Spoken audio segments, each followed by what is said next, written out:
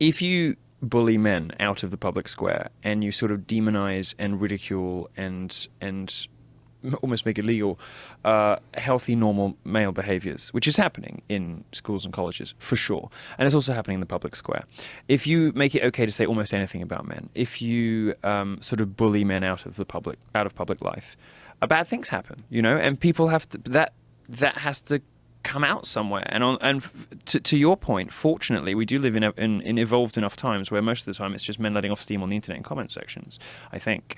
But that dark, well, I say dark, that sort of dangerous energy that is in all men, which is what women like about men. It's certainly what men like about men in my case.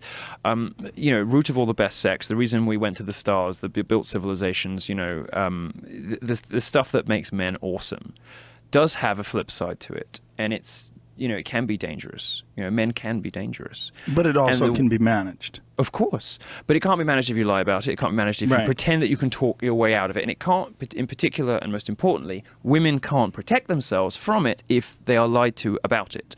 And this sort of masculinity is so fragile. Men are just socialized to be violent. They're not just socialized to be violent. This is a hormone thing. Men just are more aggressive. And if you, for instance, in colleges, right? If you tell women that the worst thing that's ever going to happen to them is somebody putting a hand on their leg, and you call that sexual assault, and you put that in the sexual assault statistics, and you tell women, oh, you can wear whatever you want, and you can go out at 3 a.m. wearing a miniskirt, and no man has a right to look at you, and no victim blaming, all the rest of it. You're telling women effectively they can put themselves in danger, and bad things are going to happen to those women. We do live in more civilized times, but we also have to recognize that there is something dark and dangerous about men, and it is what has driven human civilization to the heights that it has risen to.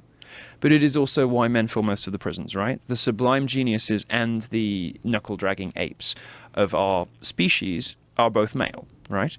And you can see that in a variety of different things. People don't take IQ very seriously, but you can see, for instance, in IQ distribution, one of the suggestions that might be the case, sublime musical and artistic geniuses up in the very top end of the IQ scale, where women tend not to exist.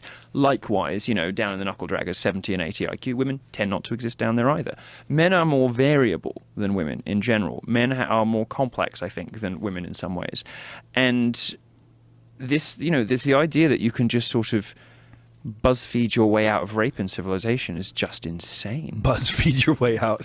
If you publish enough listicles about how masculinity is so fragile and straight white men are the root of all evil, that's somehow going to stop rape. No, in fact, I think that's probably counterproductive. I think that's probably going to push some men to boil over, because they're sick of being lied to and lied about.